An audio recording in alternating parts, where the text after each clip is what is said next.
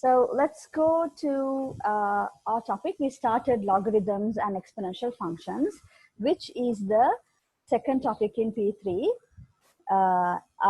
Did you have a chance to have a look at the syllabus content in the little syllabus booklet that you have under logarithms and exponentials? Did anyone have a chance to go through that?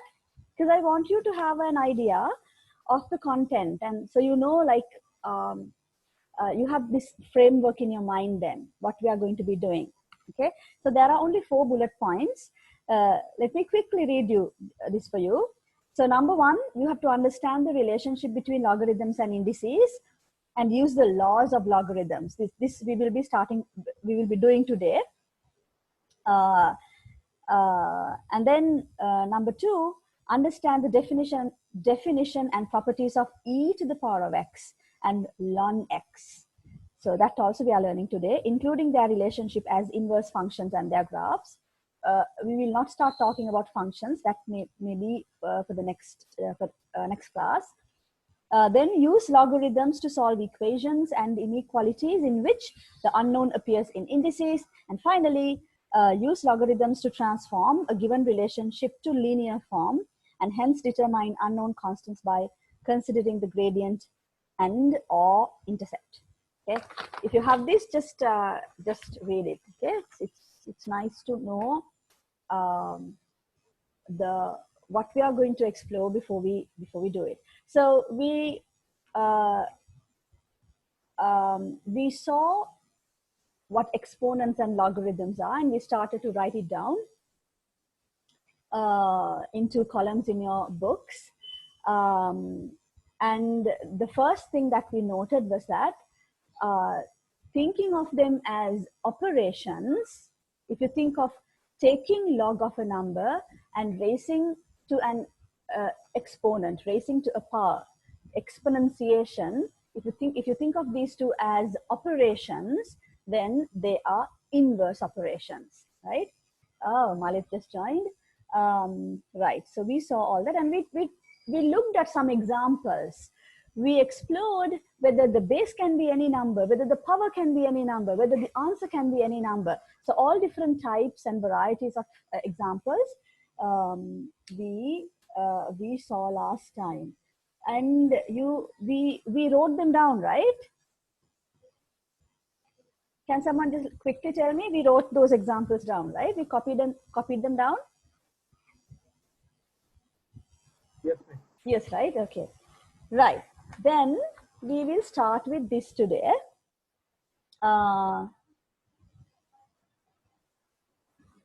Okay. Before I show you the note, I prepared little note. The thing is now, with this, I have to type everything for you like that, because then it is easy for you to copy the note. But that's that's some extra work. Anyway, so okay, we are going to be doing. We are going to be writing this today. So before that, let me go to the board. Now, exponents is something that you have learned from your O-levels. You have the basic foundational knowledge about exponents. So the main thing you are learning in this topic under P3 mainly is logarithms and how logarithms are connected to exponentiation, right? So now I know that in your note so far, we were writing these two side by side just to see just as a comparison and just to see the connection. Now let's start talking about logarithms. Okay. Now I need to turn this around. Right. Now let me first remind you this. Okay. Now, if I write a little statement using exponents, something like this: 2 to the power of 3 is equal to 8. This I can call a statement written written in terms of exponents. 2 to the power of 3 is 8. It's an exponent statement. Okay. Now the same statement that is written in index form, I can write as a log statement. Okay. How can I write this as a log statement? This relationship among the numbers 2, 3, and 8, that when 2 is raised to the power of 3, the value is 8. This sentence, which I have written here as a mathematical little statement, I can write as a log statement. Okay. Can someone write it? How do I write this as a log statement? I would be saying it in a different way. Here I'm saying 2 to the power of 3 is equal to 8. But that same connection I can say in terms of log. I can say log base 2 8 is equal to 3. Is this clear? So these two statements are kind of, I won't say they are equivalent, but the same information that I'm giving you in this, I'm giving you in this as well. Okay.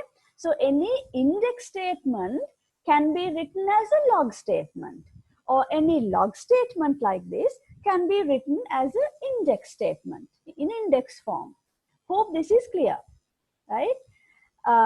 So keep that in mind, because they are inverse operations, and you can say this. It's like, let me do the same thing with a different two operations that are inverses. If I take multiplication and division, look at this multiplication statement. I can say 3 times 2 is equal to 6. So I'm giving this relationship among the numbers 3, 2, and 6. The product between 3 and 2 is equal to 6. I can say the same thing as a division statement. I can say 6 divided by 2 is equal to 3. I'm showing the same relationship, but in terms of division here. Here it's in terms of multiplication. Here the connection among the three numbers is given in a division statement. Okay, so this is like that. So here in terms of exponents, here the same thing written in terms of log. So you have to be familiar with converting one type of statement into the other form. An exponential statement into a logarithmic statement, or a logarithmic statement into an exponential statement. Okay, we will write this in a little bit. Then about logarithms. Now, after you have written your the 2-column note, if we focus a little bit on logarithms, when it comes to practical usage of logarithms, we have to write log of mostly base 10, and there is another base. Does anyone know? Like when it comes to practical applications where this log comes up, you won't see having to write log base 2, log base 3, log base. So how many choices we have? But we only have to mainly use 2 bases. One is 10. Other one, does anyone know?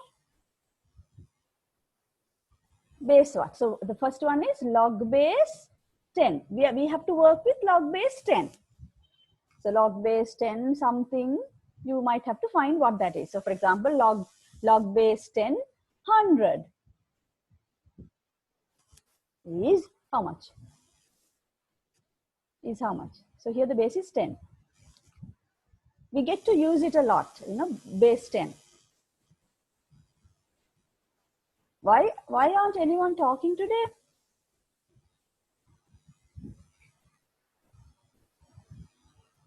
Two. Right, this is 2. Sorry, I need to, okay, so 10 is one base. Does anyone know the other base that we have to use a lot in when it comes to business, like econ, even chemistry, and maybe physics? If log is used to express certain relationships, a certain base comes up all the time. So we have to make ourselves familiar with this base. So we will be learning about that. Does anyone know? What number here? So 10 is 1. Other one is log base what? Log, oops. I wanted to write in log. What is this base? I'm going to write here. Miss, is it E? Yes, it is E, Tarindu. E. Now, tell me, now we don't have to discuss what E is. Now, I will just tell you this, okay? We can do that in a separate class. There's so much to say about E. E is a number, just like pi. Now, pi is a number, no? We don't write the number, we say pi. Why do we write this number with the symbol pi, the number pi? Why do we write it as pi and why do we not write at the actual number? Because why? If you have to write 2, you write 2. If you have to write 10, you write 10. But when you have to write this number, whatever that is, we don't write it. We write it as pi with a symbol. It's too long. Yes. Even then, even like you know the number 1/3, which you can write as which you can write in decimal form as 1.33. Like 1/3 is the same as, like if I write the decimal form of 1/3, that also is too long. 3 3 3 3 3 3 3 3 3 3 3. That also is too long. Standard we have accepted. Hatri is asking whether it's a standard we have accepted. It's kind of a convention, but why have we established such a convention? To say, let's write the symbol pi for this number. Let's not write the actual number, but let's stick with this symbol. We could have come up with a symbol for even this then. Oops. For this, we could have called this, I don't know, some symbol. It is used a lot. It is used a lot, but that is not the reason why we use a symbol for that. Any other guesses?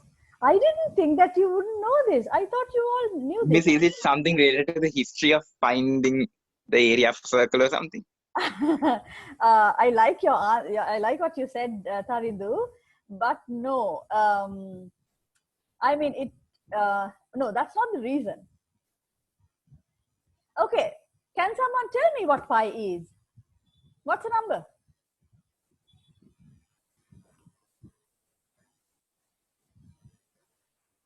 Hurry up now. This is something extra we are discussing. Quick.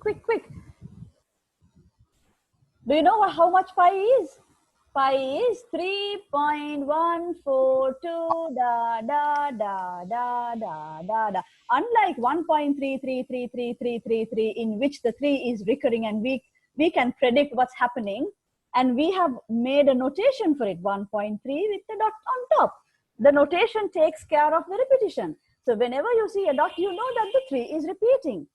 What about pi? Can you write pi in any way like that? 3.1, yes, Sasindu, 3.142. If you type pi in your calculator, it will show digits up to the length of your screen. This number that is indicated with the symbol pi is an irrational number. It's an irrational number, which means you can't write it as a fraction like 1/3, nor can you finish writing it down as a decimal number. Now, what do I mean by saying you can't finish writing it down? Even 1/3, the decimal representation, I can't finish writing it down. But at least I have a notation that I can use to say that 3 is repeating, so you have an idea how that looks like. But for the number pi, no, Hatri, there is, what do you mean by improper decimal? We have improper fractions. I think what you're trying to say, yeah, right? When you write pi in decimal form, the digits of that number 3.142, the digits that come after the decimal point, they just appear. You can find it using the algorithm. You know, there are computer programs that are written to find these digits. You can find them, but there is no pattern. They don't repeat. They just, you know, they keep going and going and going. It goes on and on and on and on and on. There is no way of finishing it. That's an irrational number. That's what an irrational number is. So since you can't write it down, you use a symbol for it. How else are you going to write it? If you write it as if you stop it at, say, if you say 3.142, that's not pi. That's a number close to pi, because there are other digits coming after too. So you can't write it exactly if you try to write the number. So you use a symbol. That symbol represents that number that you can't finish writing down. Okay, so pi, that's why we use a symbol for pi. So E is a similar irrational number. The value of E is, can someone, it's 2.18 something, something, something. Okay, that also is irrational. Yes, So it is 2.7.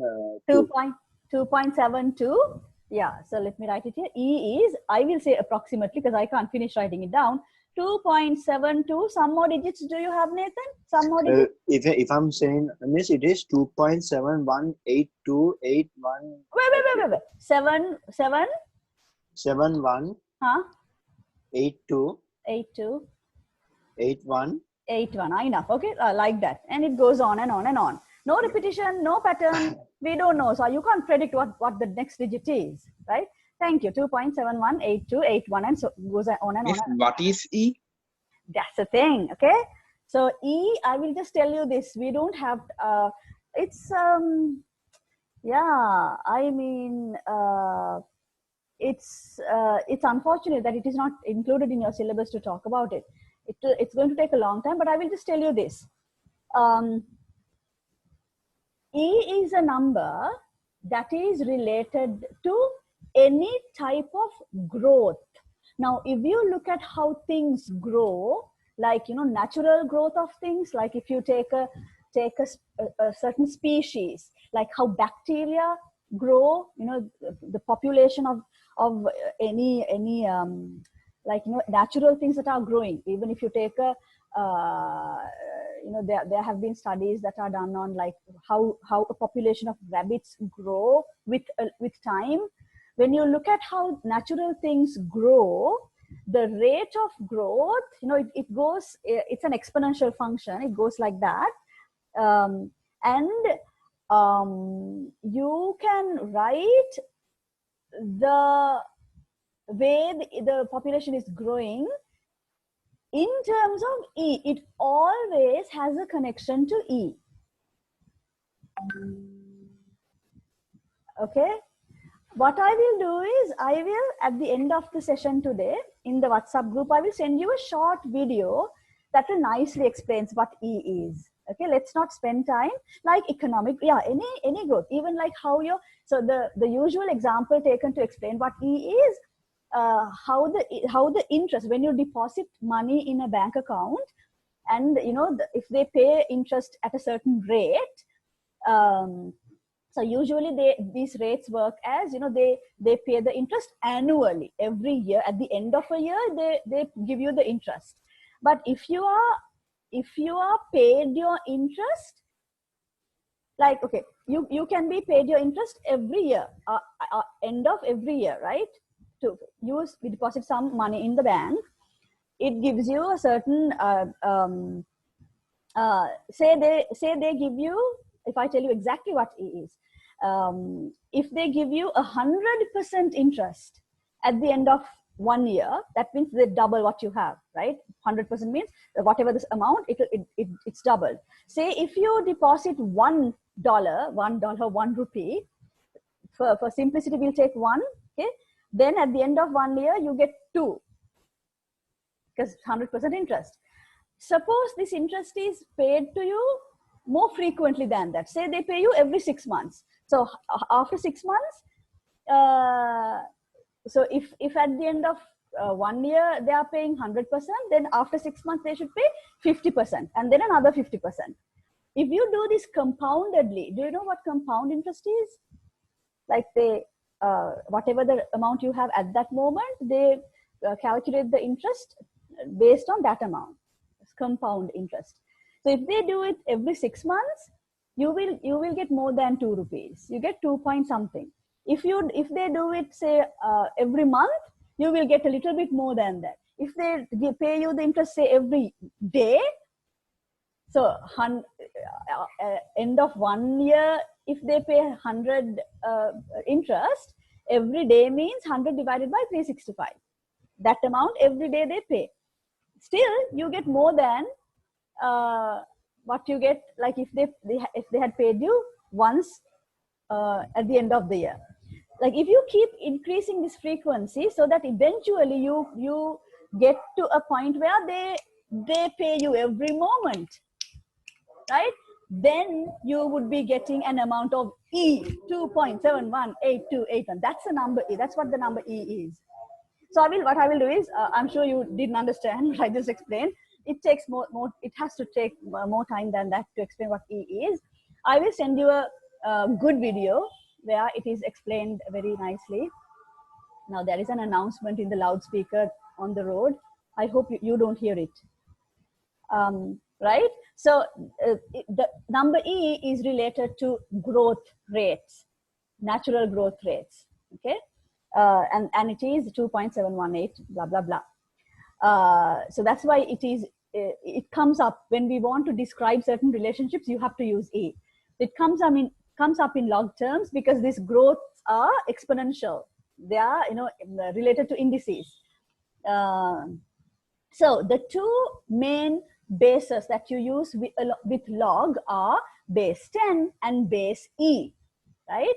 So because of this reason, because you get to see these log terms with these two bases a lot, you have to be aware of that. And also we have shorter notations when the base is 10 and E. So here's the notation. If the base is 10, whenever you want to say log base 10 of something, like if you say, suppose you want to say log base 10, 30, okay? So that would be equal to something, right? Some number. So this is basically I'm asking 10 to what power is 30? I'm asking 10 raised to what power is equal to 30? This number would be the answer to this, right? So you know that. So this is written as just log 30. You drop the base. So if you see somewhere a log term has been written without specifying the base, that means the base is 10. Because it's that frequent and that common, we have come to a convention that let's not write it. If the base is 10, let's not write the base. Okay, so everybody knows if the base is dropped, it's 10. It's just like when you work with root, like if you ever see this, you know that is square root. We didn't write 2 here, but for any other root you have to say it. Cube root, fourth root, you have to say it here. But for square root, you don't write 2. That's because square root is what we get to use all the time. So we have come to a convention saying, hey, since we have to write this a lot, when we write square root, let's not write anything at all. That would mean that is square root. Okay, so it's a convention. So that's the first thing. And then if you have to write log base E, say I want to say log base E 5. I want to write this log base E5. This would also be equal to something. I'm asking here E to what power is equal to 5. Okay, whenever you have to write something like that, we have a notation. This you write as ln, and it is read as ln. So we say ln 5. Ln 5 is not anything weird or strange. Ln, it is log base E. log base e is called ln, right? So these two notations we have for log base 10 and log base e. So let's quickly write that down in as part of your note.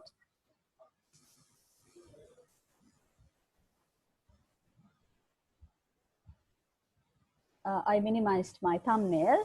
So you don't have to write the topic again. I have just written the topic here. Don't write the topic. You just continue your note saying, note the followings about logarithms. And can you please everyone copy this?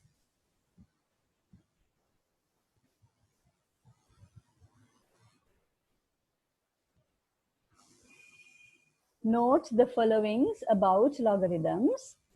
First point is, if the base is not written in a log term, then that means the base is 10.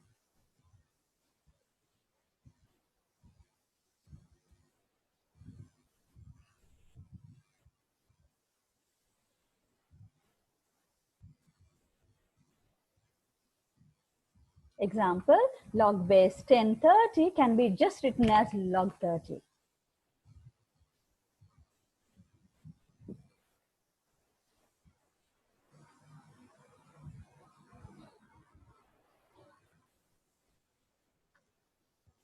Second point, if the base of log is the number e, let's write how much e is in brackets. Shall we write?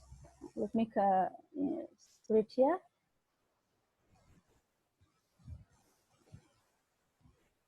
E is approximately equal to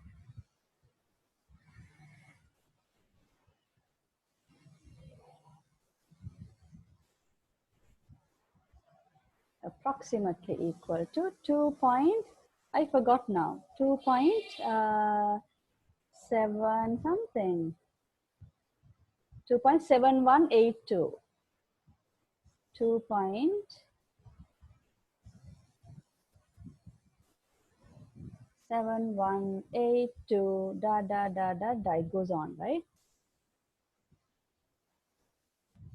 It's an irrational number. Oh, I'm sorry, not 2, e is equal to, what have I written?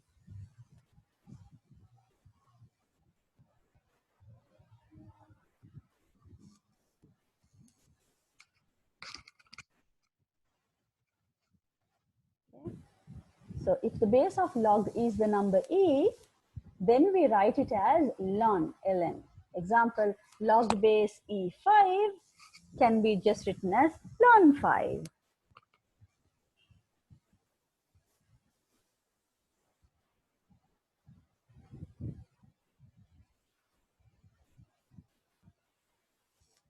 Oh, the first one must be 30. Huh?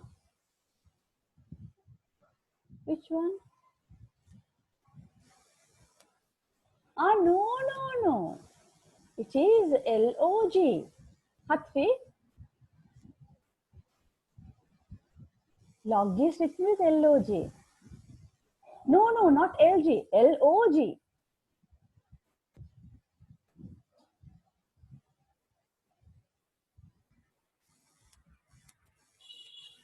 No, we don't shorten log as lg. Log is log. Log. It's a short form for logarithm. Log. It's just that the base 10 you omit. You omit writing 10. So instead of saying log base 1030, you just say log 30, and it is written log. Log is written log.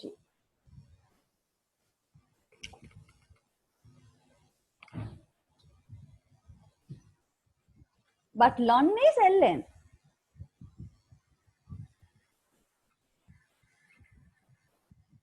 Okay, and then write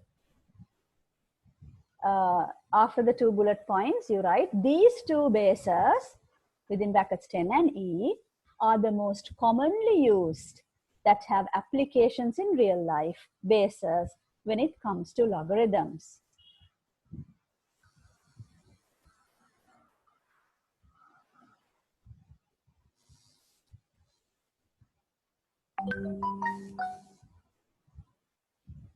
Miss, can you scroll down? Wait, have you finished writing? Yep. Okay, wait. Has everyone finished writing?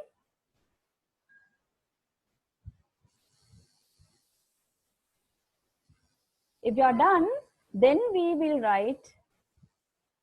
Let's see what you are saying. Yep, okay. Mihir says yes. Then I will assume everyone has done copying the note up to this, what you see on the screen. Then you I'm write done, the miss. most, okay. Then you write the most important takeaway from this chapter, logarithms and exponentials, which is the fact that these two are inverses. We didn't write it down yet, right? So box it and write this in a different color as operations. Logarithms and exponentials are inverse operations. As operations, logarithms and exponentials are inverse operations.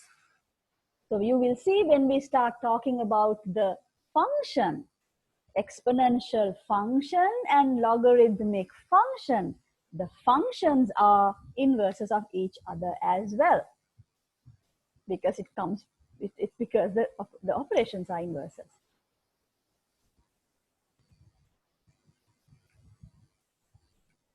Okay. After writing that,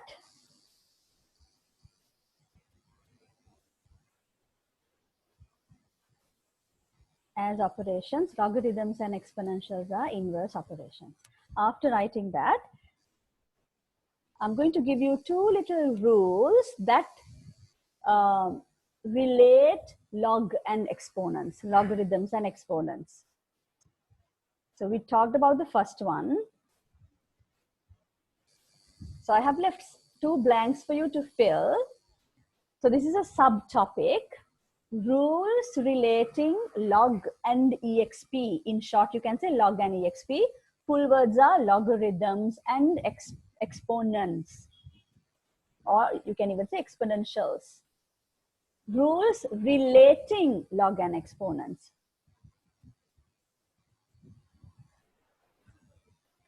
So this is what I started today's lesson with. Any log statement can be written as an exponential statement and vice versa. So I have given you one exponential statement and a one logarithmic statement. Can you write them in the other form?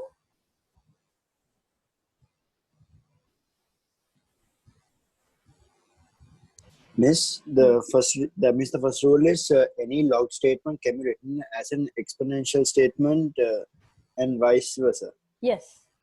That's the first rule. Okay. Yeah. Now these rules are like, it's not like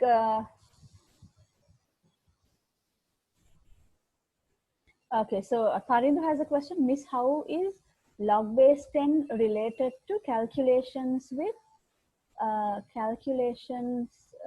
any number?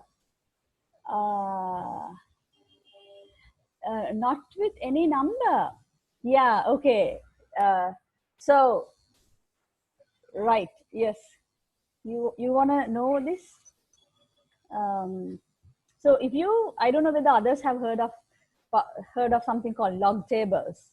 Okay, we have what are called log tables. These tables have, well, since you are allowed to use a calculator, you must have never seen a log table, but Tarinder has seen log tables.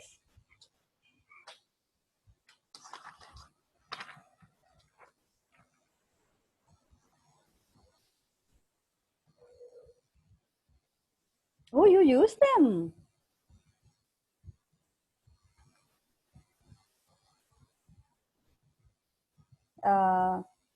Can I?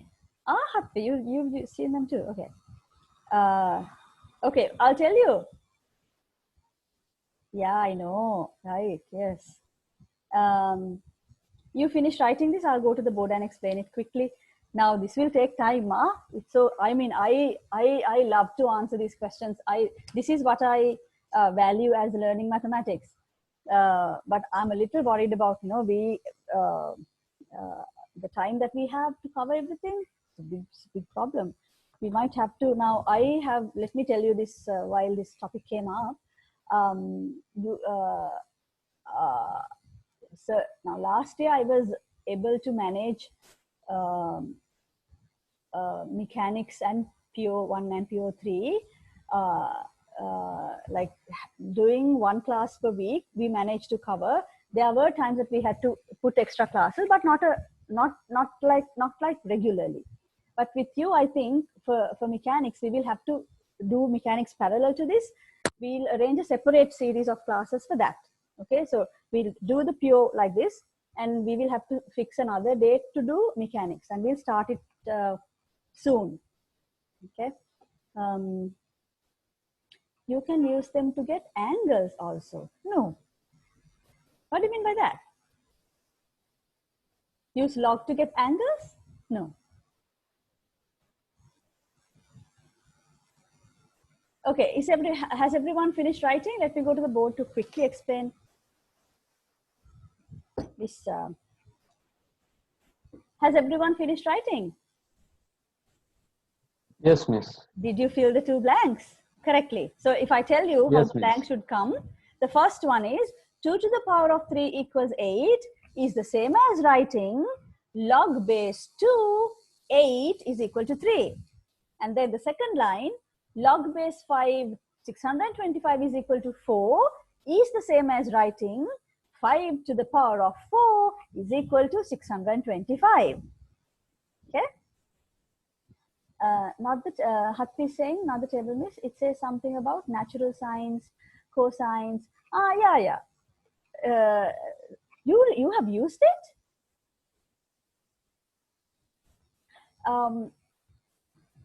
Not natural sine. Okay, so this ln is called natural log. Shall we write that down here? Where you wrote ln, then we write it as ln. Where you wrote this, let me add in brackets here. I hope you have space. Oops.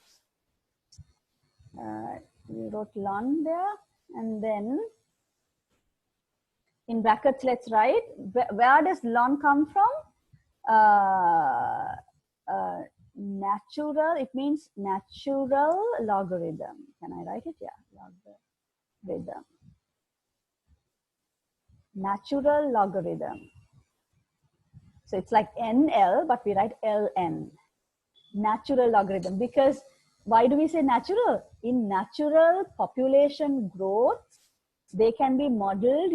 When you try to model them, when you try to set an equation to model these population growths, they come as a power of E, power of this number, E. So ln is called natural logarithm.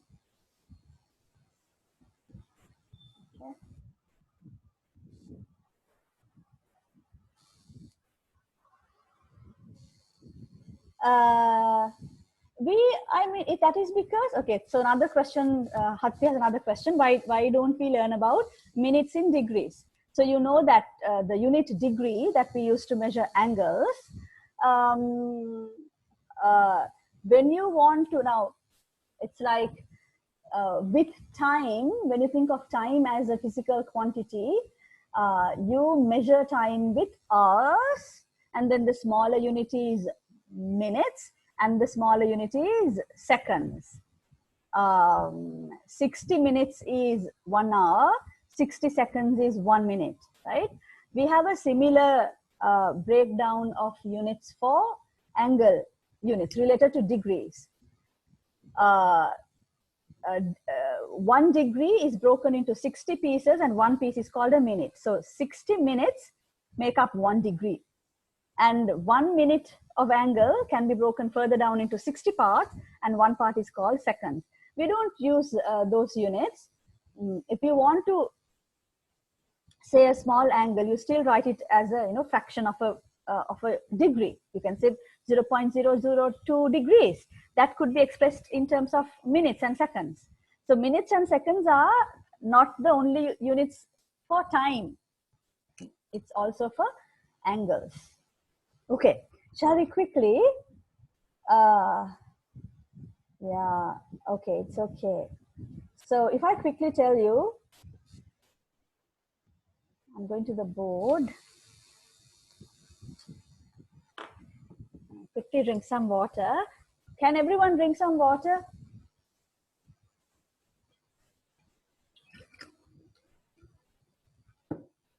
It's very warm these days. You have to keep yourselves dehydrated. Anyway, it's you have to drink a lot of water. I'm not a person who drinks water a lot, but since recently I've started drinking water, so oops, yeah. Okay, I'm trying to answer Tarindu's question. This actually will help you to understand why we made up something called log. Okay, this answer contains the reason why people created something called log. Now, what his question was, I can't remember now what he, like the exact question he posed. The use of these log tables. Okay, think of this. Suppose you have to,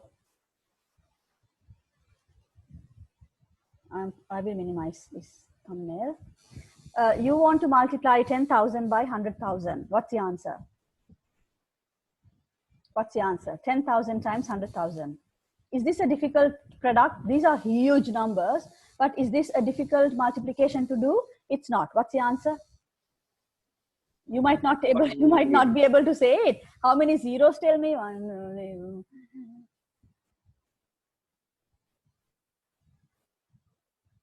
9. 9. Oops. Yeah. Oh, no. Okay. Now, how were we able to write this answer? What did you do to write this answer? You counted the zeros, didn't you? Yes. Yeah. By counting the zeros, what we actually did was this. 10,000 you can write as 10 to the power of 1, 2, 3, 1, 2, 3, 4, 10 to the power of 4. And 100,000 you can write as 10 to the power of 1, 2, 3, 4, 5, 1, 2, 3, 4, 5. And then rules of exponents, we know this is equal to 10 to the power of 9, 4 plus 5, right? That's why you counted the zeros. You knew that there are going to be that many zeros in the answer. Where did that thing come from? From this. Because this 10,000 is 10 to the power of 4, this 100,000 is 10 to the power of 5. Then when you multiply two numbers written in index form with the same base, you add the indices, right? So let me show you how the 9 came also.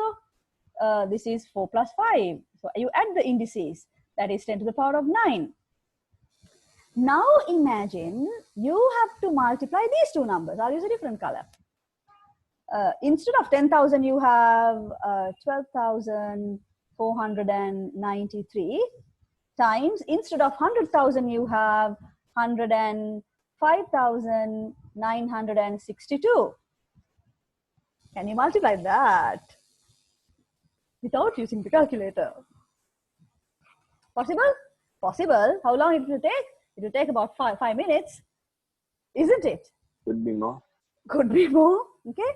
Wouldn't it be nice if we could turn this also into something like this? Wouldn't it be nice if we knew this number as a 10 to a power? What 10 to the power is that number? Now here we immediately knew it. It was a matter of counting the zeros because it was a multiple of 10 itself. This is not a multiple of 10. So you can't, you don't immediately know what power of 10 that number is. It could be some number, a fractional number, right? Not a whole number.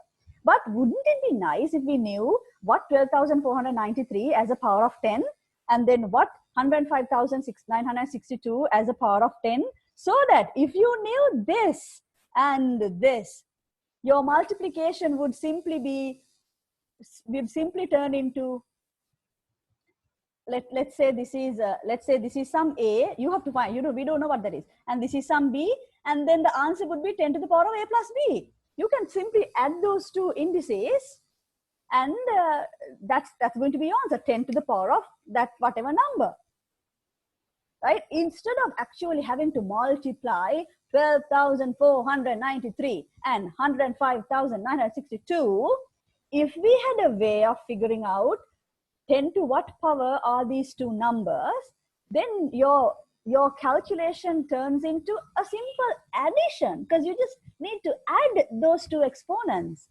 Log tables have a list of powers for all these numbers. You want to find what 10 to the power what is 12,493, the log, you can look at the log table. So people have made log tables. This was before calculators came. So you can, there is a way now. I actually have forgotten, we learned this too. I have forgotten how to use a log table. People don't use log tables anymore, even though local syllabus still does that, because we have calculators now. So you can use a calculator to find this. Okay, 10 to what power is A. So how can I write this? This I can write as log. The question I'm asking is 10 to what power is 12,493? That means log, since it's base 10, I don't have to write 10, but let me just write 10. What this is, log 12,493, right? Times log, not times, there is plus then, because this is just the power. Sorry, it's not times now, it's plus. You just need to add that index and then this index, that is log base 10, 105,906. I can't write there. I can't write. Okay, and then you just add the two indices and you get A plus B here, and then you do inverse log. I think in Sinhala we have pratilagu. Tarindu,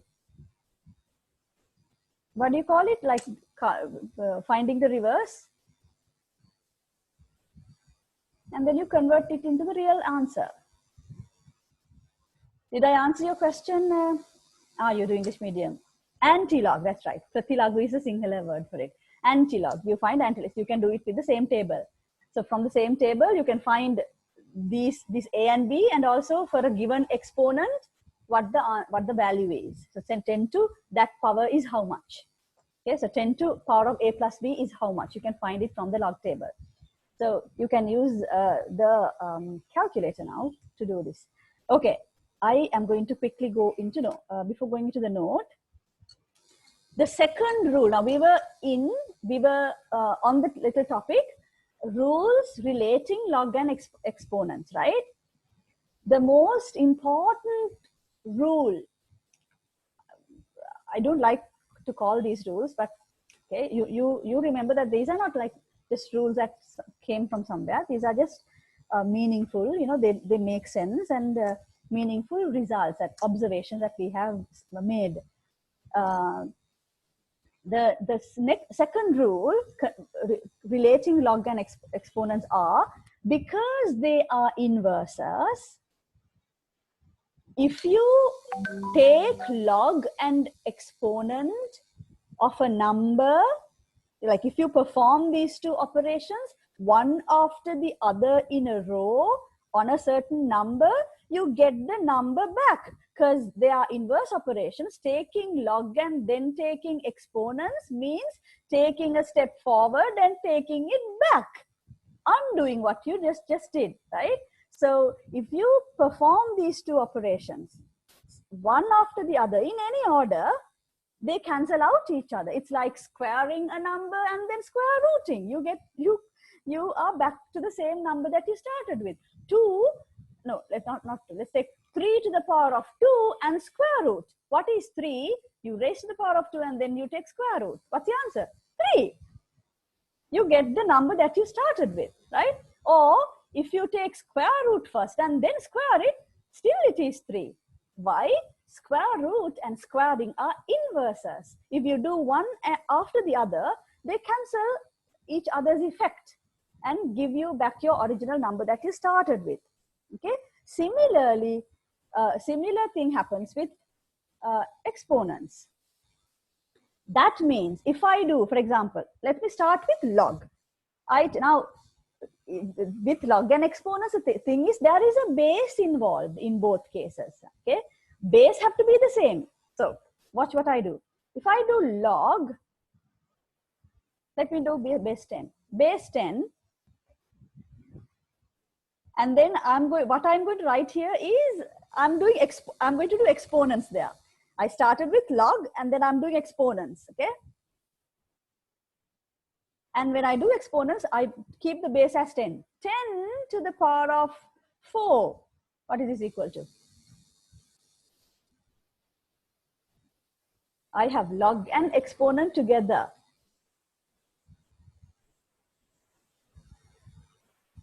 What do you think the answer to this is?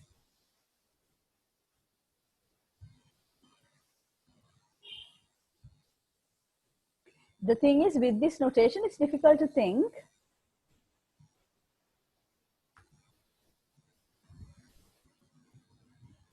Four. 4. I'm asking, it's a log statement now. If you think of it that way, I'm asking 10 to what power is 10 to the power of 4? 10 to what power is 10 to the power of 4? 4. Right? Is it clear to everyone? This is true with anything. Let me write another one. Log base 2, 2 to the power of 3 is equal to what?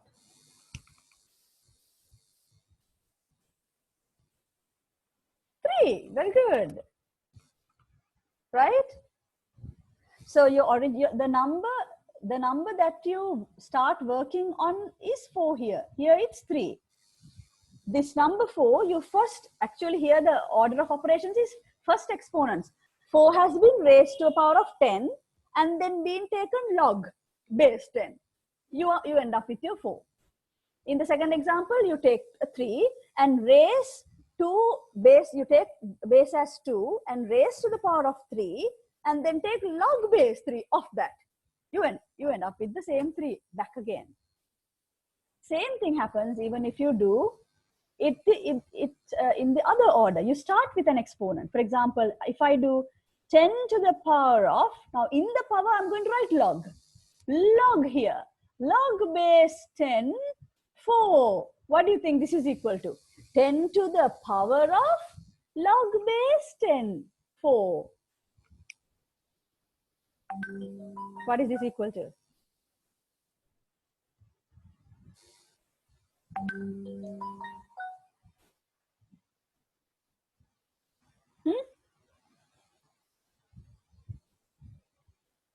Anyone?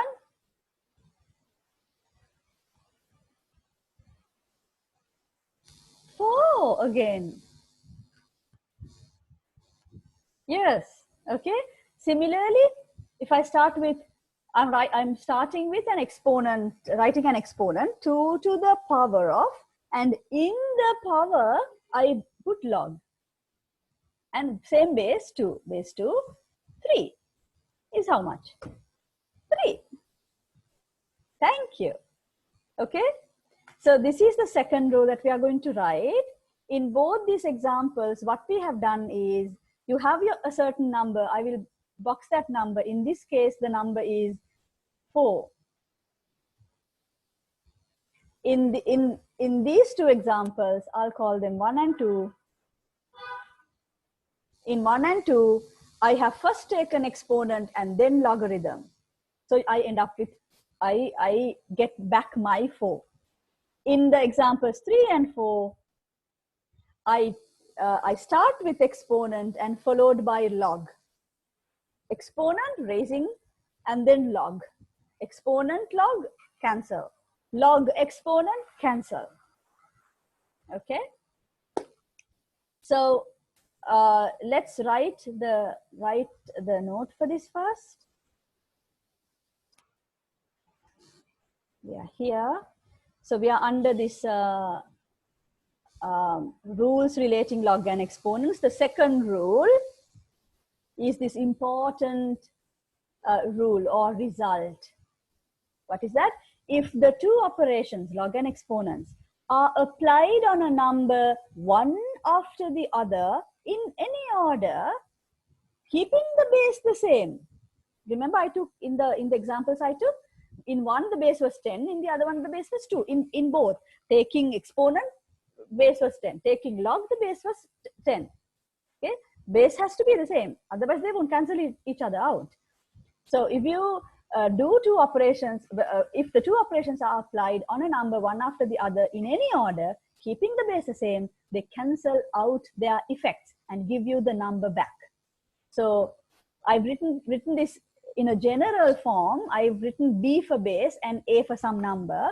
So b to the power of log base ba is equal to a, or log base b to the power of a is still equal to a. So copy this, and you can copy the examples I gave on the board. Later, I will go to the board once you have done copying this.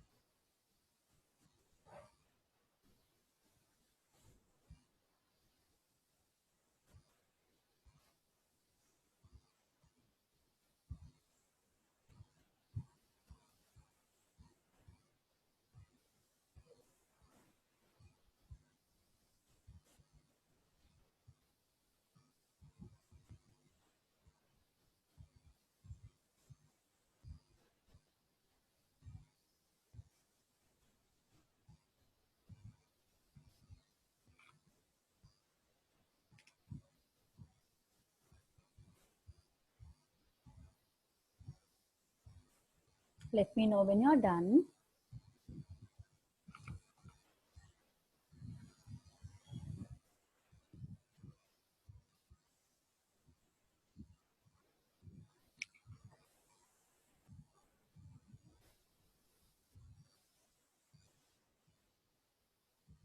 Miss, Yeah. all of them are equal to A, no?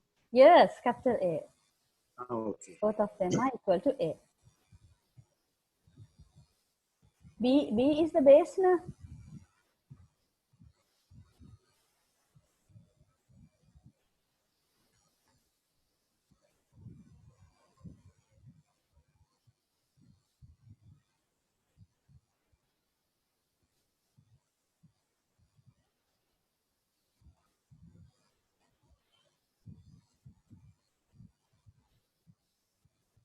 Done. Right?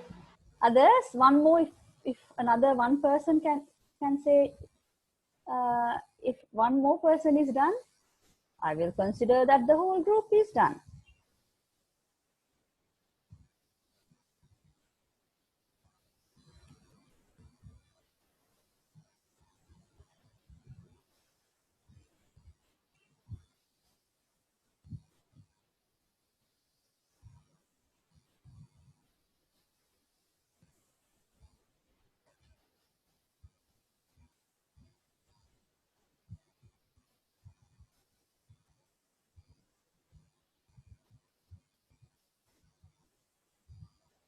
Okay, Hatvi is done. So I will go to the board, copy the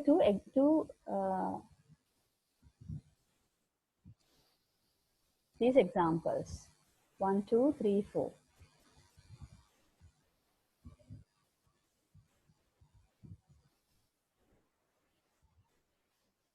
Copy all of them, no, Miss? Yes, copy all of them. And if you can write them side by side like this, I think it would show you the connection as well. Because I've the same two examples I've done the other way. So it's just the order that is different. In the first one, I've taken the two operations in one order. In 3 and 4 examples, I've taken the operations in the other order. Whichever order, if you have followed one after the other, keeping the base the same, first exponent, then log, or first log and then exponent, then you end up with your original number that you have started with.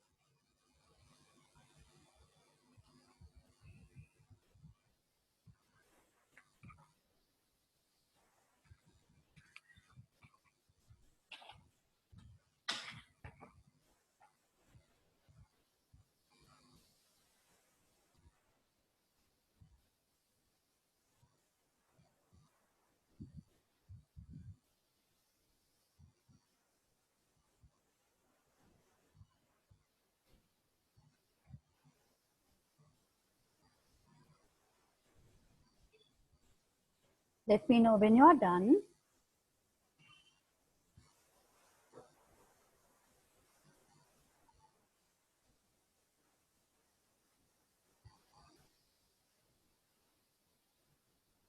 Done. Done. Okay. One more person.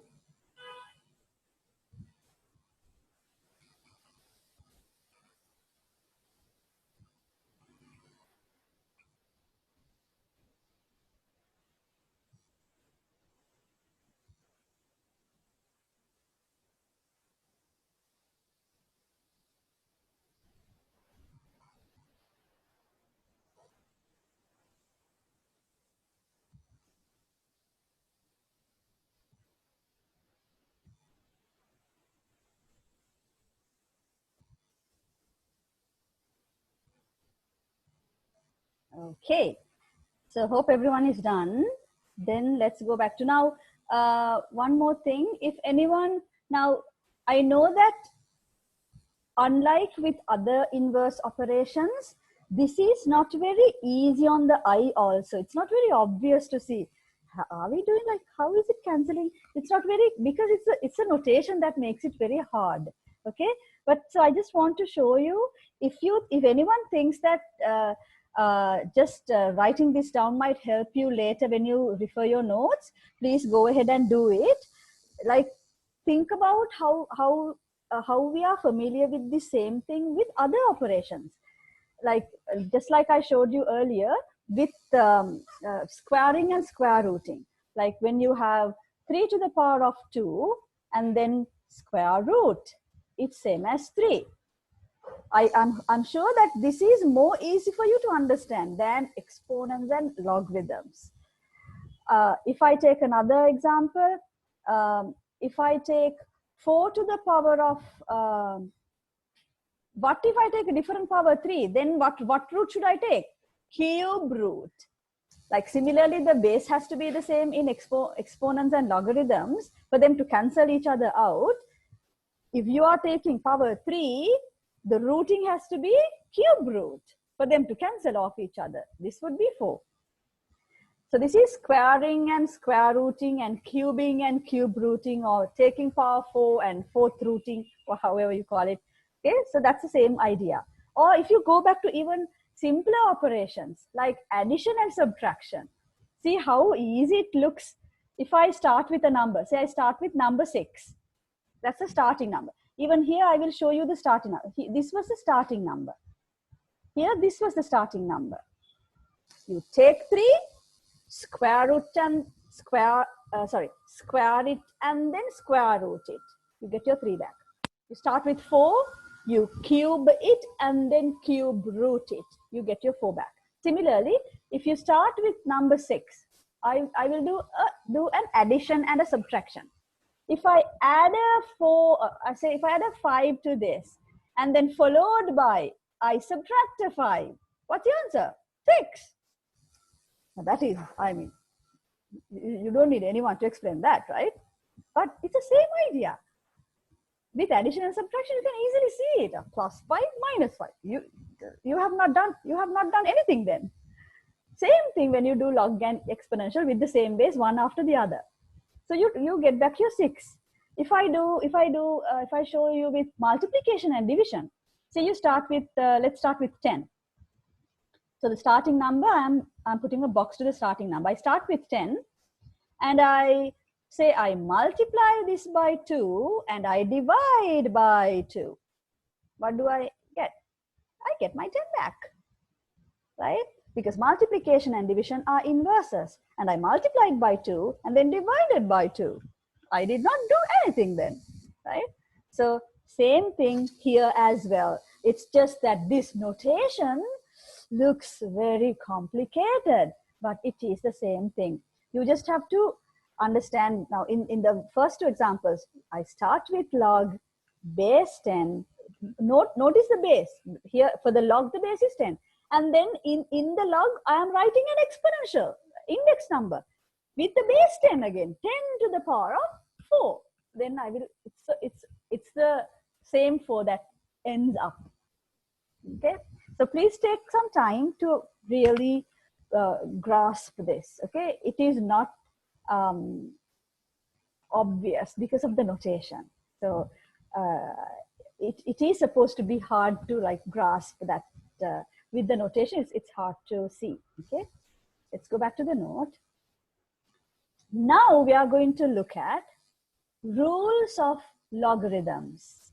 But before that, we are going to recall rules of exponentials. This is something you have done in your O levels. You have learned index rules or rules of exponents. Okay, so I'm going to show you on the screen now the list of rules. Make sure that you remember them. We are not learning them again now. I am not going to spend time explaining them now because you have learned them before. This is just for recall. I'm just recalling it so that it helps you to understand the laws of logarithms better. Okay. So put a big topic. Let me add the topic. I have not written the topic here. Let me put a big topic. Let me put a big topic.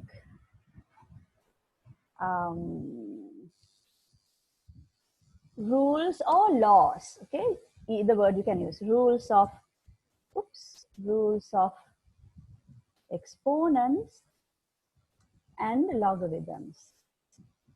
So exponents you have already learned in O level. So big topic, rules of separate rules. Rules for exponents, rules for logarithms. What we discussed a little while ago were rules relating these two to show their relationship.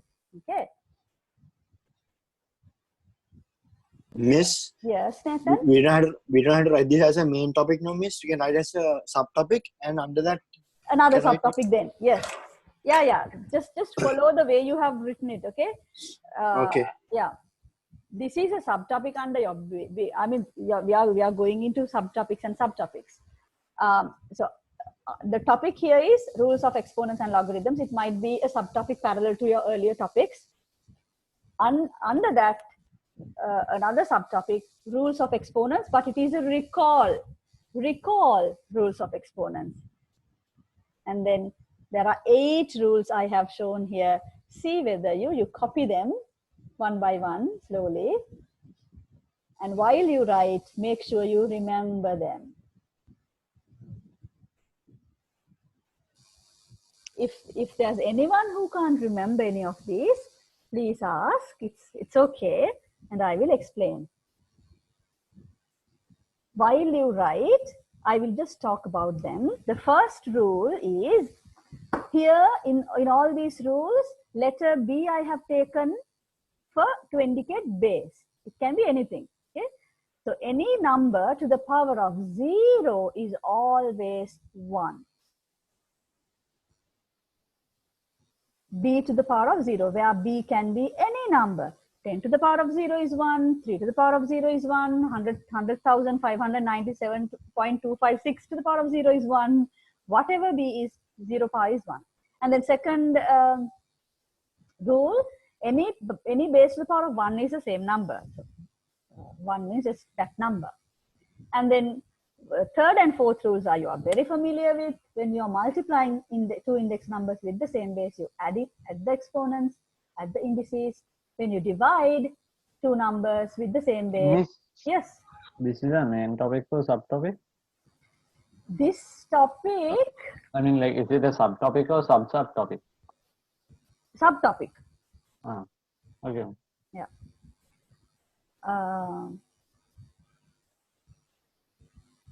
When you divide two index numbers written with the same base, you subtract the indices.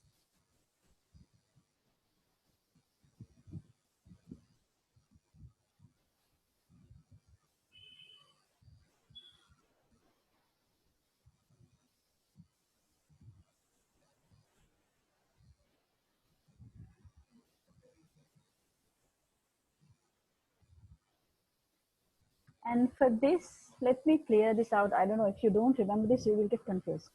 This is because this can be written as b to the power of m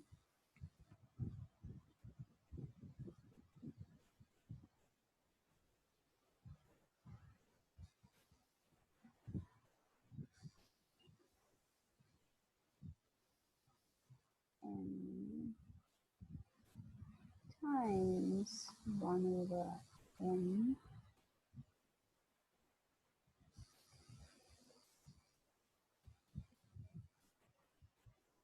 Or I'm changing this 8 just to, I'm showing you, oops. Or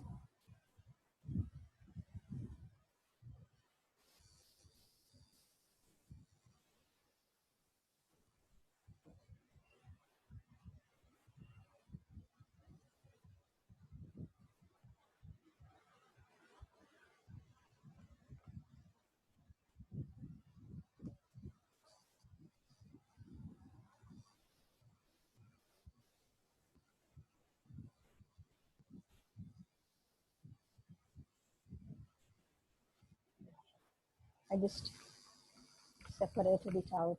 See whether that is clear to you. You have learned all this, okay?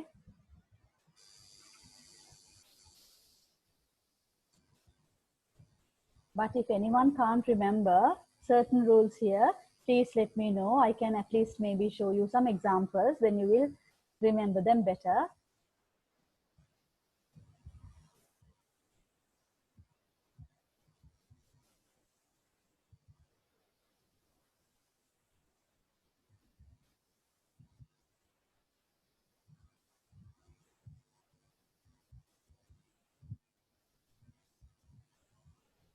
Miss, Yes. the last rule, Miss, Yes. that one is not clear for me. Okay. So let me wait until everyone finish writing this down, and then I will explain it to you. I'm on done, the board. Miss. Miss, Oh, I'm oh, done. Malit is done. Is I'm Malit? done. There's nothing much to write. There's nothing much to write. Precisely. There's nothing much. Okay. I'm surprised Malit is saying that. Okay. So how about others? Do you all remember this last rule, 8th rule? It is actually a combination of, this last rule is a combination of power to a power. The 5th rule, power to a power, and the 7th rule. It's derived out of those two. So let me go to the board and explain to you what that means. I'm going to the board. Hope it is okay. Say you have 16 to the power of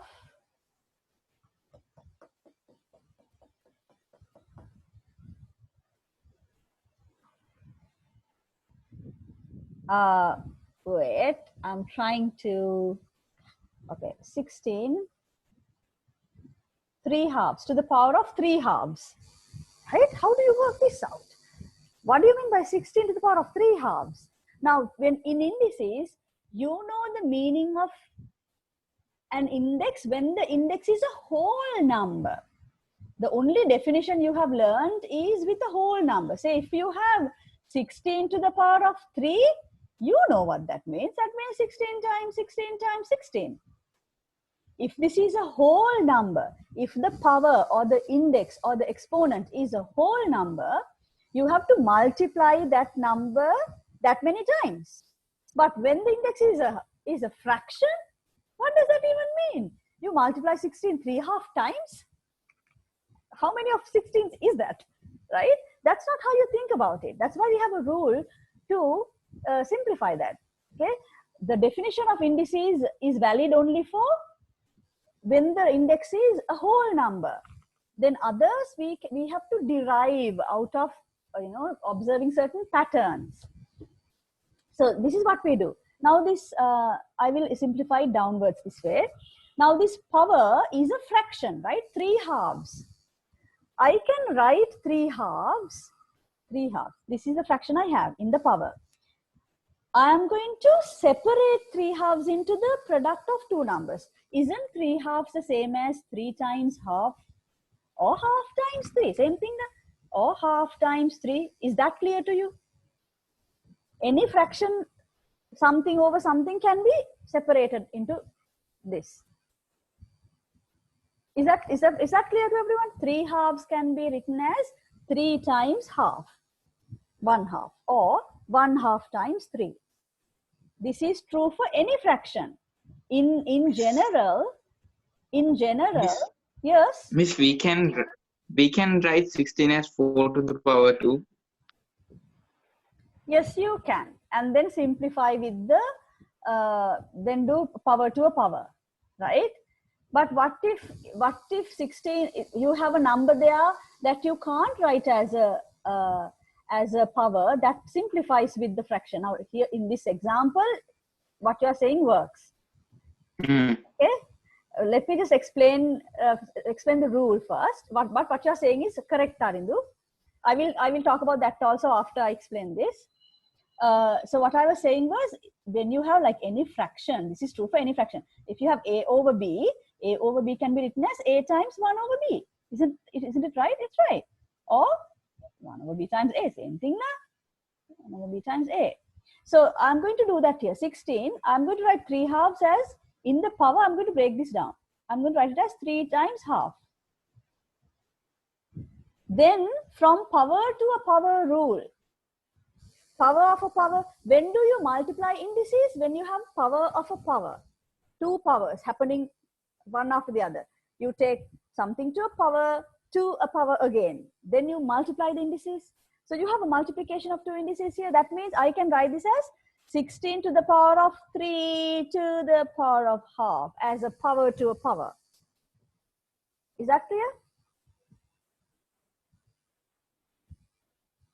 Or if I had written it the other way around, half times 3, then I can do 16 to the power of half to the power of 3. What this means is 16 to the power of 3 square root. What this is, square root of 16 to the power of 3. Okay, both give you the same answer. This is the easier way to do it, because it's easy to find square root of 16 first. Square root of 16 is 4, then 4 to the power of 3 is whatever. So you can find the value of this by simplifying it like that. Oh, I get it. Okay, now I understand. Yes, good. So what so the other way, basically, if we put the power inside, it will be a little bit confusing for some people. Sometimes, no, it will be like a little bit confusing. Like if you're saying a root, if it's root root b to the power 3, if I write that way, I mean, if I'm taking this example, if this it's one you mean? If I take that time, sometimes it can be a little bit confusing. That's what you're saying. But the other one is easier. This is easier. I understood. Yeah. I understood because that part. if you do it this way, first you have to cube 16. Yes. Which is harder, and then square root it. But right. I mean, any order it works. You take the order that works better. But it's better to take the square root first and then cube. Okay, here this is cubing and square rooting. 3 over 2. 3 is cubing, over 2. 1 over 2 means square rooting. So do whichever first. Right. Okay. Understood. What Tarindu was saying, you could have done it this way also. You can write 16. 16 you can write as 4 squared. And then 3 halves. Right? And then this is power of a power. So you do 2 times 3 by 2. That is 4 to the power of 3. Here it worked out nicely because you were able to write 16 as a power of 2, which is a number that got multiplied with, which got cancelled off with the 2 there in that other fraction. Yes, but that is correct too. Okay, so anyway, hope all those rules are clear. Let us quickly now go to the rules of logarithms. This is what you are going to be learning new. Okay, now I have to say one little thing. I rarely hear the girls' voices here. And also, now I often hear Hatfi's, Nathan's and Malit's voices, and also Tarindu's, right? Others are a little less, and girls I never hear. I mean, I hear only if I press them to tell me something. So I have a little body because I don't even see you, right? I don't even see your faces. Do you all understand what we are doing? No, Nathan, I don't think they are shy. It's just, I don't know actually why that is. I think it's just easy for them just to listen, maybe. But I would love it if you just respond, just say something. Doesn't matter what you say. Just respond whenever I ask something. Just say that you understood. Or at least drop a message. Yes, isn't it, Sasindu? Sasindu is saying, yeah. Sasindu is, okay, Mihil. Okay, girls, can you drop a message at least, everyone, each one of you? I want to make sure that you are not asleep. Have you all fallen asleep? Who knows? Bimandi usually talks in the chat, but now today very quiet. Bimandi, say something. Say something in the chat, please. Bimandi, Joanne, Kavindi. They are very quiet today.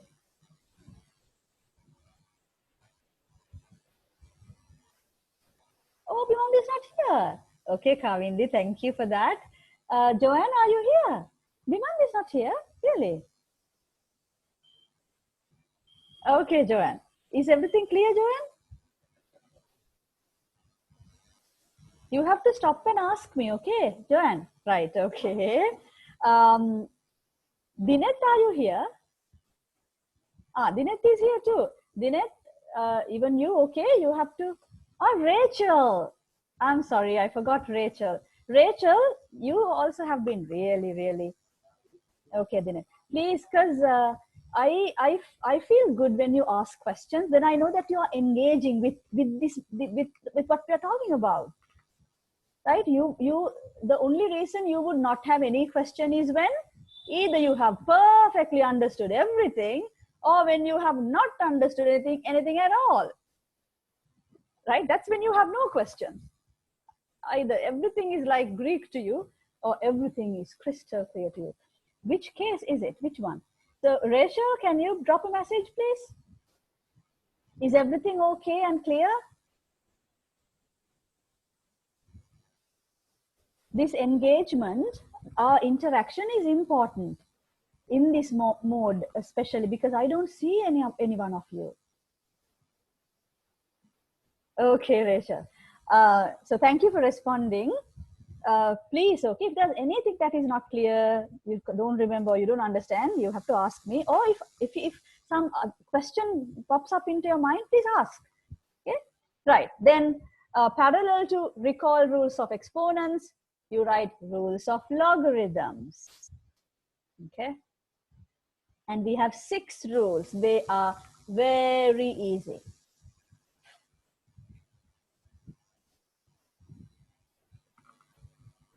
Rules of logarithms. Should we write them now? Yes. Now let's write them down one by one. I will explain and then you write it down. Okay, don't just copy everything. Wait, just write the topic. Rules of logarithms, subtopic. I think it's a subtopic, right? It's parallel to the above topic. So first 2 rules are very easy to think. Compare those 2 with the first 2 of exponential rules. See the relationship, okay? I want you to think of, because these are inverse operations, right? So there is a relationship. Okay, the first 2 rules. Look at the first one. Log some base b. B can be any base, okay? Log base b 1. If you have 1, so log 1, I could have written 1 there because it is true for any log, any base. Log 1, whatever the base is, log 1 is equal to what? 0. No. What did you say? You asked the answer, right? I'm asking for the answer.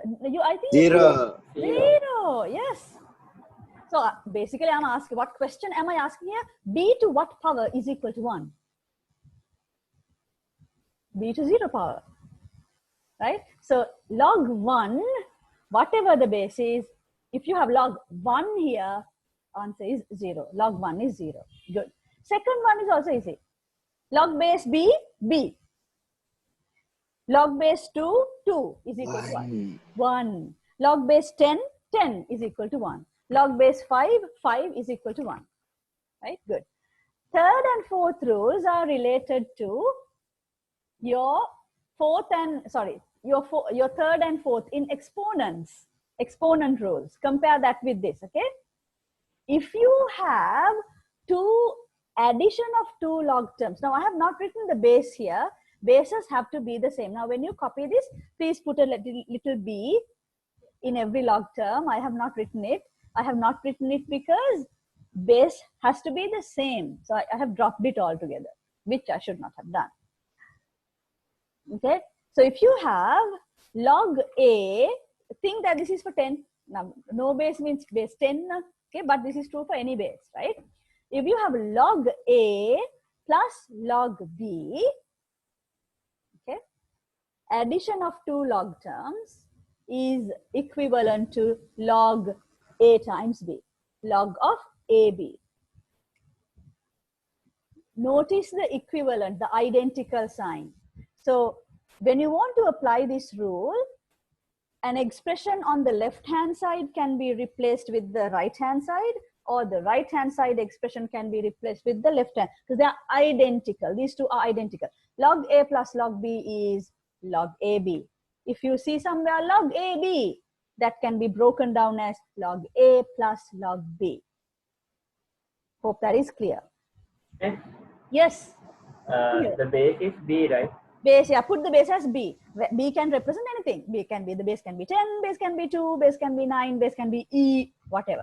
Miss, if we have an equation like log simple a base a capital A plus log simple b then you can't. capital If the bases are different, yes, good question here. If the bases are different, this rule doesn't work. Okay. Base has to be the same. So let me go to the board. It should actually be written like this.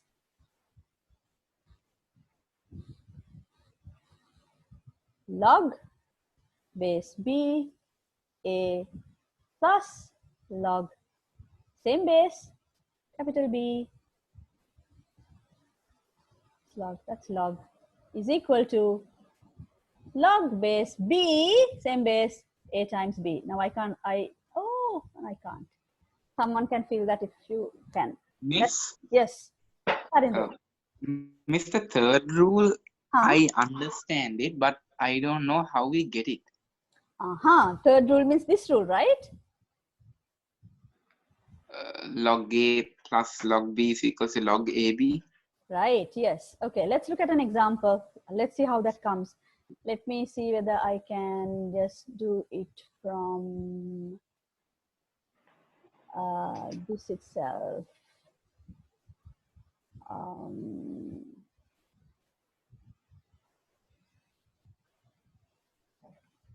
Okay, let me see if I show it with an example. Yeah, I think that you will see, you will understand it. Let's look at an example. Thank you for that question.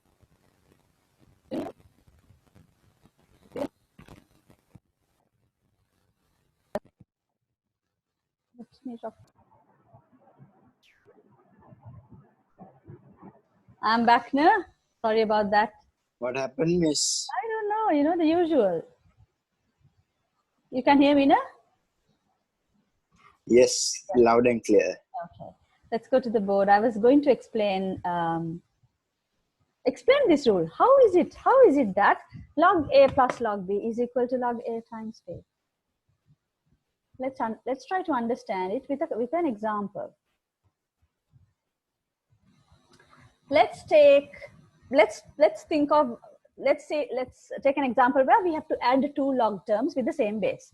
So let's take something that we know the values of, say log, I'm going to take base 10 because that's lovely and nice to work with. Log base 10. So I'm not writing the base, that means base is 10. So log 10, log base 10, 10, okay, plus log 100. Oops. What is this equal to? What is this equal to? Log 10 plus log 100. I will say, let me. 3. How much? 3. 3. Okay, how is that? What is log 10? Log 10 is 1. 1. What is log 100? 2. 2. That is 3. Okay, isn't that the same as? Isn't that the same as that? Yes.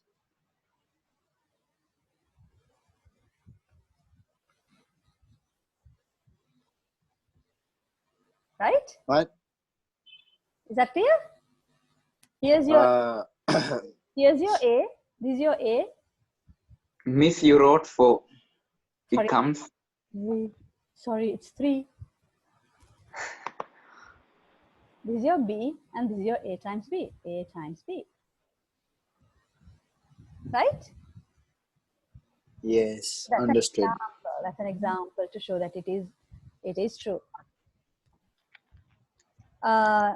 Then similarly you have, so you can check that with an example again.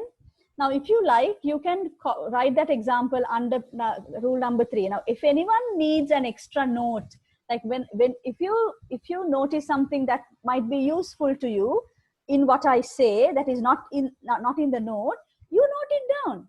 Okay, when you go to university you have to write your own notes, you know that, right? You have to listen to the lectures and then just write your own note. So you have to pick the important things up and you have to write the note yourselves. So like that here, if you think that example might be useful to you, you copy it under rule 3.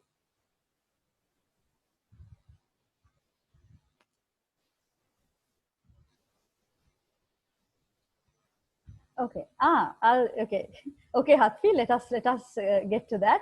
Then rule 4, similarly, if you have the subtraction, the difference between two log terms, log A minus log B, then that is equivalent to log A divided by B. Miss, once again, the bases are the same now? Bases are the same, yes. Yep. Everywhere I have omitted the base, you put a B place to indicate base.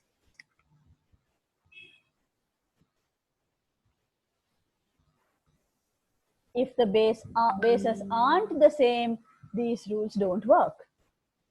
Just like with indices, like 2 to the power of 3 times 2 to the power of 4, you can add the indices because it's say both are powers of 2, same base. But if different bases are there and you're trying to multiply, that rule doesn't apply.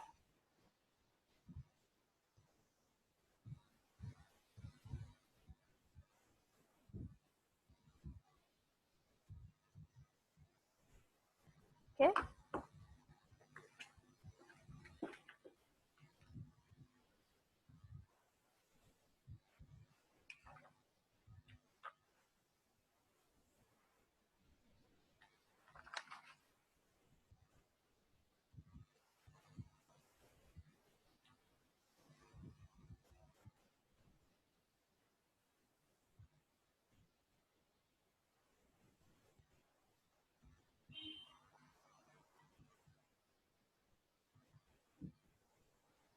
Fifth rule is whenever you have, shall I go to the board a little bit?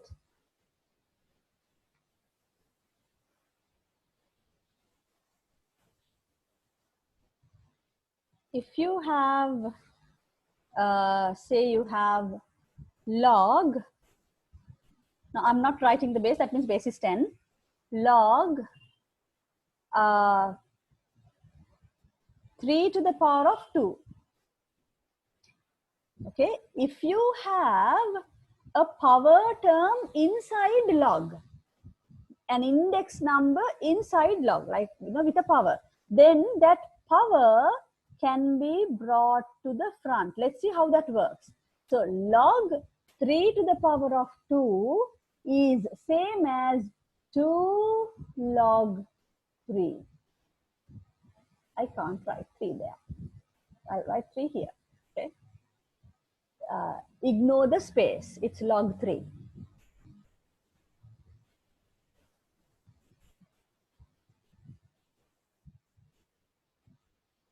So that's the fifth rule. Whenever you have a power, it can be brought to the front in a log term. And the last rule, can you figure out on your own? I have left it for you to write, because it can be derived from the above rules. I will give you a few minutes to think about that.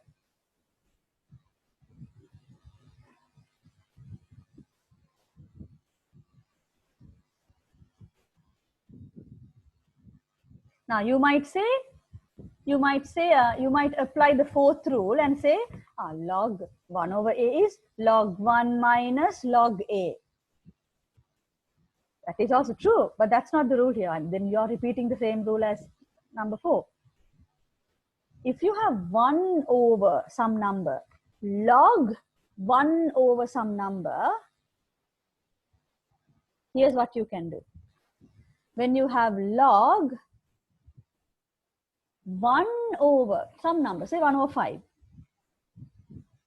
Now 1 over 5 I can write as, first I can write as 1 over 5 is the reciprocal of 5. Now, anything when you have 1 over something, that's the reciprocal of that something. So 1 over 5 is, I can write as 5 to the power of, I'm sorry, I can write there, 5 to the power of minus 1. Log 5 to the power of minus 1. If you have 1 over 7, 7 to the power of minus 1. Right? Isn't that right? Then that can be simplified using this rule. Minus, you can bring the minus 1 to the front, minus log 5. So that's the rule. If you have log 1 over a, that is minus log a.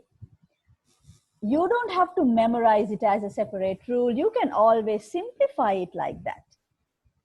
But if you can remember it as a rule, that's fine. You're welcome, Hatfi.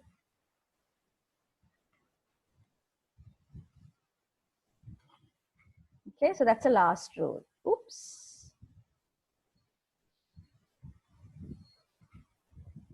Sorry about that. I think this got zoomed. Okay. This got zoomed in a lot. It's okay.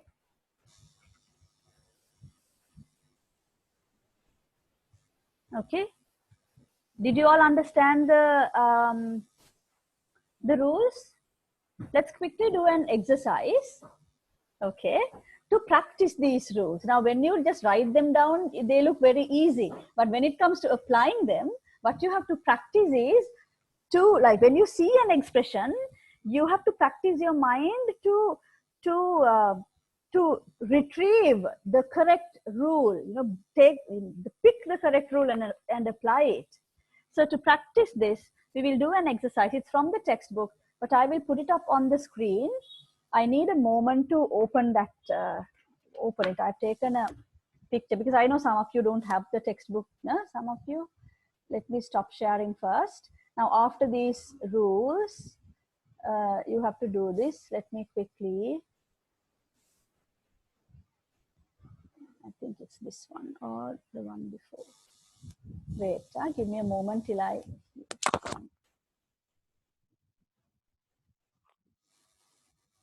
So this is from your P3 textbook. If you have the textbook, you can use it, or I'm going to just put it up on the screen. This is page 29. We are just doing 2 questions now. The rest I'm going to give you for homework. I'm getting you to do 2 questions now where you have to apply these laws of logarithms or rules of logarithms. Okay. Here, can everyone see? I want you to start I'm sorry. This one. Now, question number 4, not 3, 4. So we are doing 4 and 5. So this picture shows number 4. So you write in your books. This is which page again? Page 29. You write in your books, page 29. Write the page number in your writing book so that you know later where these questions came from. This is in your textbook, page 29. Exercise 2A is the exercise number if you want the exercise number. But enough to just writing the page number, page 29. Can you start question number 4? So Yes, this isn't there in the textbook. What? Yeah, exercise 2A is in page 27, and in page 29 there is just a note. Do you have a different version? This is the book that I'm referring to. Miss, can you show the cover page? This is the cover page. Do you see it? Ah, that's the old version. We have the one after that. Is it? So now when these versions are different, nothing much is different except even earlier we had this problem. You will see now the same exercise will be. I found a question in page 34. In the new book. Yeah, okay. New book. Okay, so in the new book, page 34. That's 2B. Okay, right. But it's on the screen. You can copy each question and do. So we are doing number 4. Miss? Can you send the questions to WhatsApp so then? Yeah. I mean, the rest of this is homework, right? Yeah. I will do that later anyway. I will be sending the whole thing on the WhatsApp group because you have to do the rest of it for homework. We are doing 4 and 5 now. So can you start number 4? The instruction is write the following expressions in the form log x, just one log term. So all these expressions you have to write as log some x, where x is some number. So one by one, I want each one of you to drop the answer. So first, part 1. Log 5 plus log 2 can be simplified to log what? The one. No. Refer the rules, please. What is log A plus log B? Log 10. Log 10. Okay. Log 10. 5 times 2. You times A and B. So log 5 plus log 2 is log 10. Part 2. What does log 6 minus log 3 simplify to? So let me. Log 2. Part 1 is log 10. Part 2 is log 2. Part 3. Can someone else say? You have to simplify it to just log and a number. Yes, Tharindu? Mistake, miss. Mistake. Okay. Yes, thank you, Malik. So Malik has given the third answer, log 36. How did 36 come? Remember that rule? When you have a power, it can draw. What is 6 to power 2? 6 to power 2. That's right. So you can take it back there. Okay. Both ways it works. Yeah. So third is log 36. Fourth is log 1/7. Good. Fifth is, if we are going too fast to anyone, just ignore us and do it in your own speed at your own pace. No problem. Don't feel rushed. Just think of the answers that have been dropped on the chat box as a reference for you to check your answers, but you don't have to keep up with that speed. It's fine. Miss, for the fourth part, miss, is the answer log 1/7? Yeah, it is.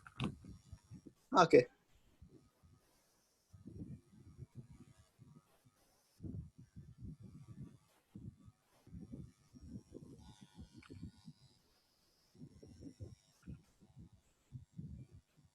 So Malit has put already the fifth one answer. Don't look at it.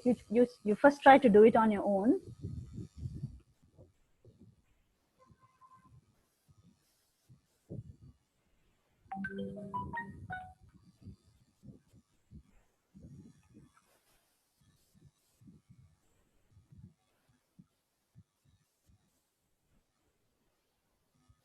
Miss, the fifth one's answer is log 2, right? No. No? Okay, No. sorry. So the half. Miss, if Yes? since it's 9 over half, that becomes root 9. Yeah, not 9 over half, 9 to the power of half. Yeah, so 9 to the That's power root half. 9. Yeah, that's root root 9. That is 3. So that's log 3. I was in a hurry. Yeah, don't rush, okay? So just make sure you get it right. Don't rush and get it wrong.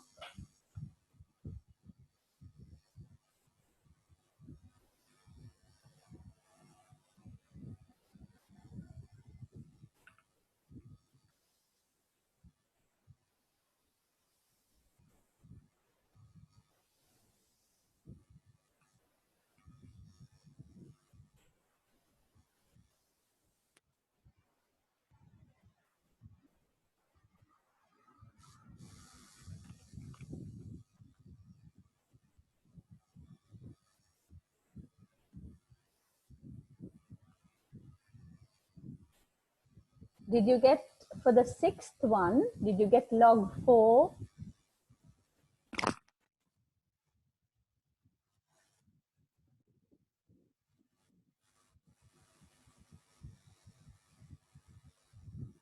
Miss, Mm-hmm. in this exercise, are we allowed to use calculators? No, no, no. No calculators? No. Okay. Because sometimes when it comes to us is 16, or like, for example, 16 over 1/4, That is not 16. get stuck when it comes. Nathan, it's not 16 over 1/4. It's 16 to the power of, sorry, 16 power 1/4. Okay, that means 4th root. So you have to think a number multiplied by itself 4 times must equal 16. What is that number? Just make a guess. 2. 2. 2 Right. 2 times 2 times Okay, 2. okay. These are small numbers. You can think with these numbers. So then log 2 plus log 2 is log 2 times 2. That is log 4. Miss, Yes. in what order do we simplify the seventh question? Wait, 1, 2, 3, 4, 5, 6, 7, 8 question.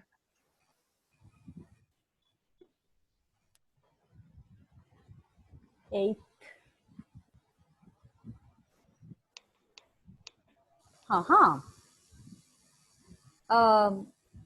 Let me let you first do it the way you think, and tell me what you get. Okay. So you are referring to log 12 minus 2 log 2 minus log 9 na? Yeah. Yeah, okay. Whichever way you do it, you get the same answer. Now, if you do it right, I mean, take 2 at a time, because it's both minus. Just you think about it and you just give a try first.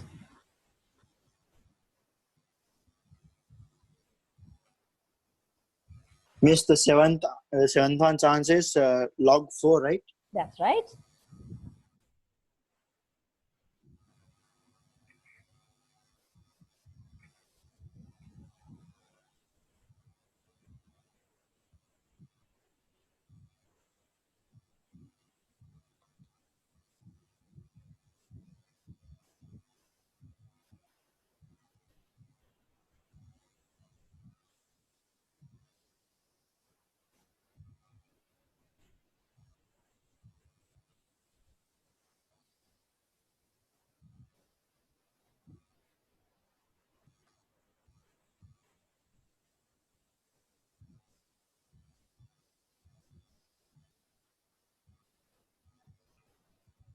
When you have addition and subtraction, you do it in the order given.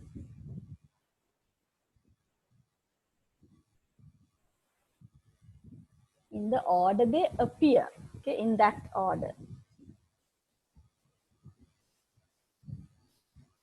So if you have come to number 8 now. So 7th, Malik has given, and Nathan also got log 4 for the 7th one.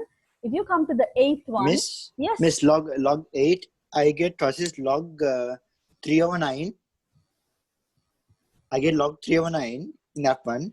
Which one? Log in the 8th question. 8th question. 3 over? 3 over 9. Can you simplify that? Can't Yeah, you I can simplify? simplify. Yeah. Can simplify. That is what then?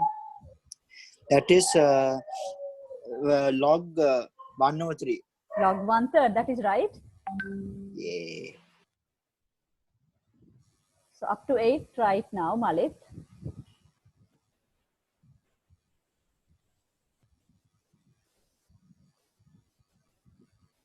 Now others, I hope you are also getting these answers. Then, good Tarindu. Then number 9.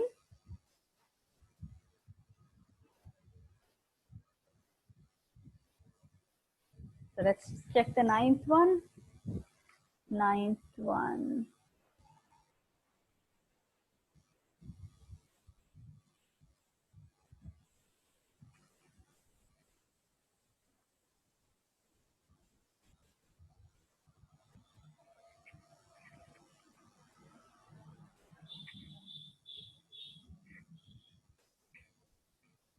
Yeah, Hatri's answer is right.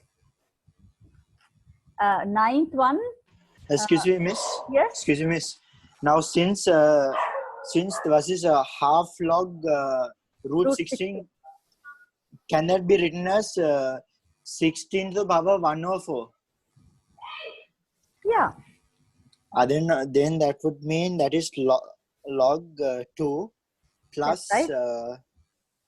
since it's 2 into half, since it's 2 to, no, Half to to the power 2. of 2. So since it's that way, I won. No, that's quarter. Half times half. Right. So number 9 answer is log half. Log 2 plus log quarter is log 2 times quarter, that is log half. Nathan, you have to, I think it's Nathan. Yeah, I got the answer. I got the same. No, you have the correct answer. You have to mute your mic because your Sorry, dog. the dogs. And the last one, number 10. Is log 12 right? Malik got log 12. Is that right? Yes. Okay.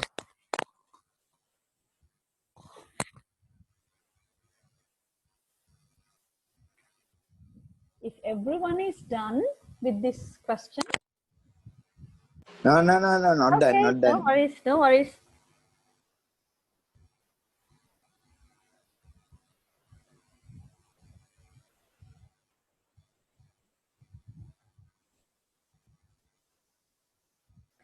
So you guys have the green book. Is the cover green in your book?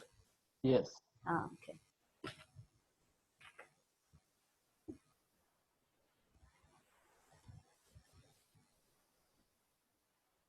Let me know when you are done, Nathan, and others. Miss? Yes. Also, Miss, when it comes to us, these are things, versus 144 to the power half, Miss? How do you find that, Miss? That is square root. Because square root of 144. Yeah. Is that easy? Because it takes me time to find the root, no, Miss? Nathan, you don't know the square root of 144? No. That's not good. You have to know the squares of, do you know, okay, Nathan, what is 2 square? 2 square, 2 square, right, Miss? 2 square. 2 square is 4. 3 square. 3 square is 9. 4 square. 16. 5 square. 25. 6 square. 6 square 36. 7 square. 42. No. No, not 4. You have to learn your... This is not good. Up to 12. That's the least. Up to 12, you have to know your squares. Square number. 49. Wait, 49 square? 7 square, Nathan. 49.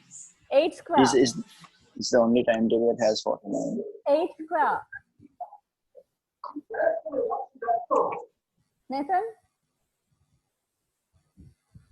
Nathan, 8 square. We lost Nathan. Oh. Okay, so you need to learn this.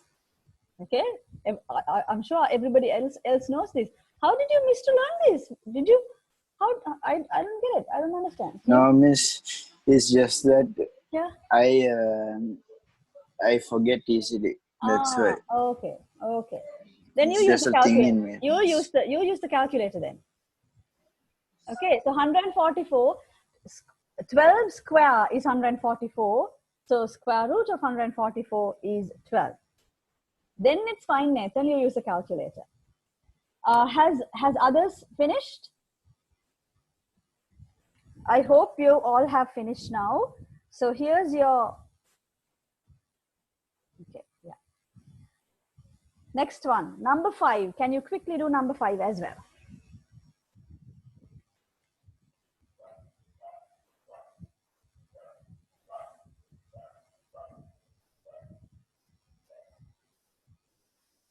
Again, express the following in terms of log x.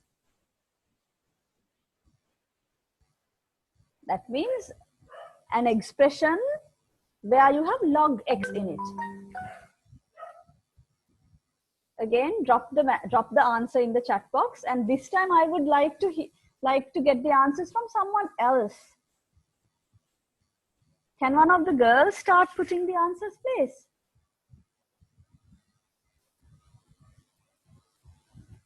Okay, Hatfi has put the first answer. So you have to write these. Miss, is the first answer 2 log x? 2 log x, that's right. Miss, is it 2 log x? Yes, it is. Yeah.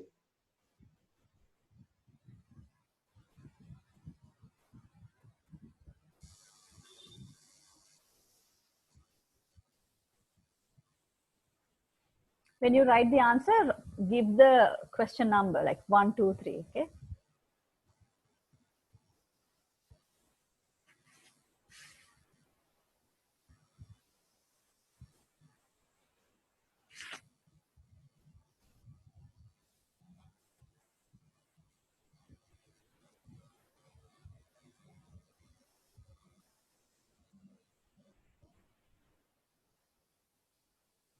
Miss, I have a question, miss. Now, when in the second part, miss, can I turn the log x to power 5 into 5 log x, and can I divide it, miss? What do you mean divide? That means like now since 5 log x. So you have 5 log x minus 2 log x you have, right?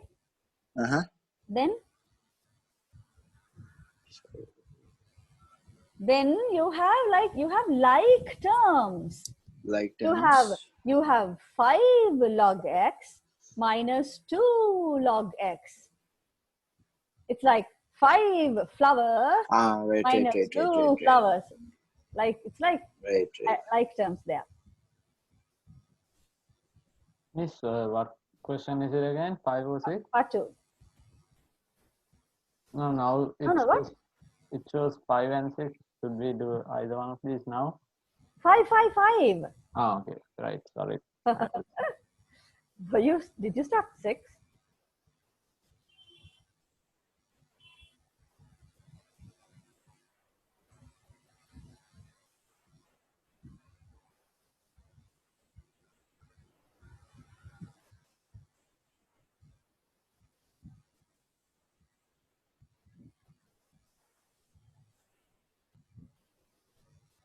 Good, Tarindu.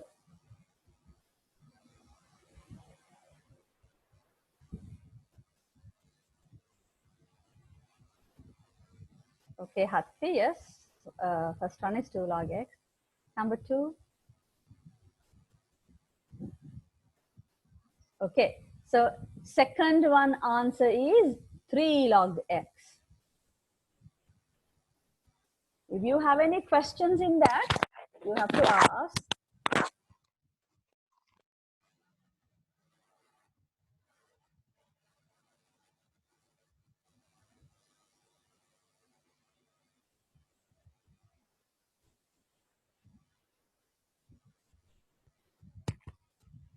Is the third one half log x?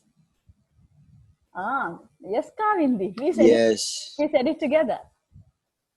Third one is half log x. Hatti, you're right. Fourth,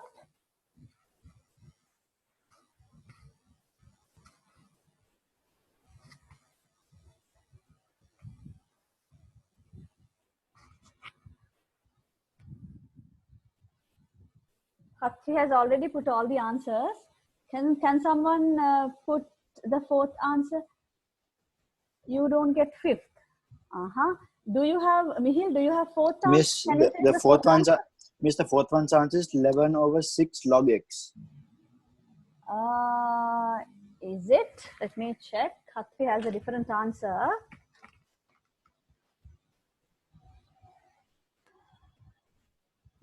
Fourth one. Malit, now that is not in terms of log x.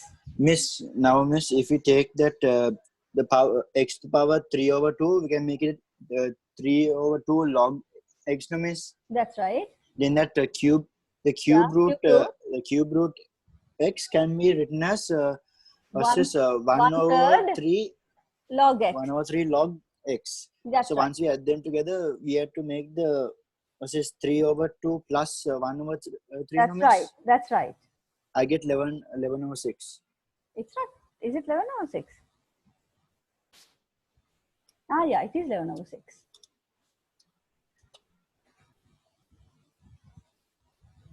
Nathan, your answer is right. 11 over 6 log x. Malik, where did you go wrong? You got 9 over 4 log x.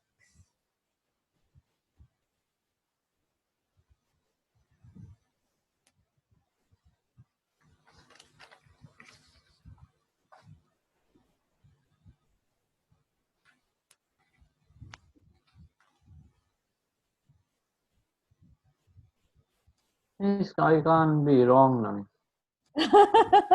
Shall we check that? I'm not being. I know. Know anything. Yeah. So let me.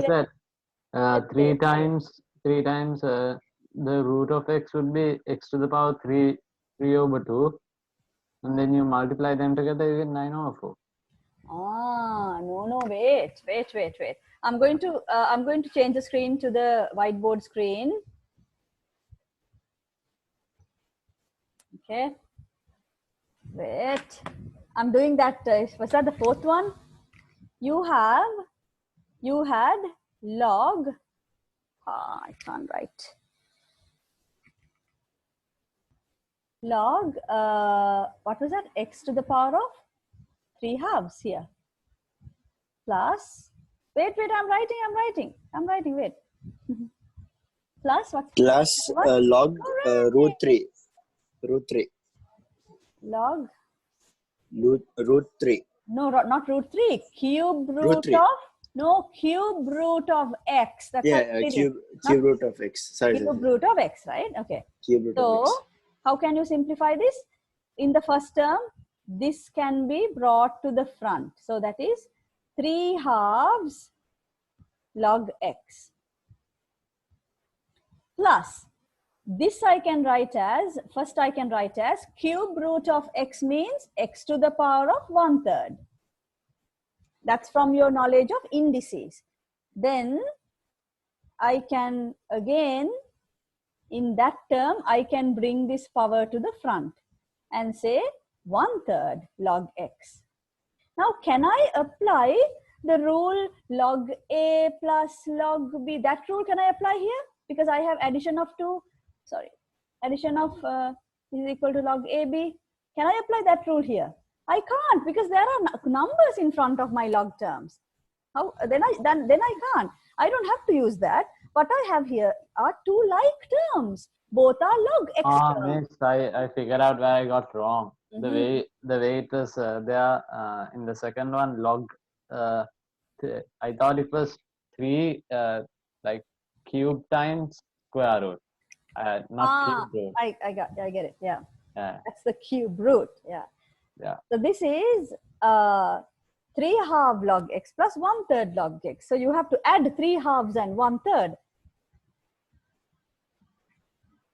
Then it'll be half log x. It's 11. No, it's 11/6 log x. Oh yeah. Sorry. Okay. Again, my bad. Miss, the final one's answer.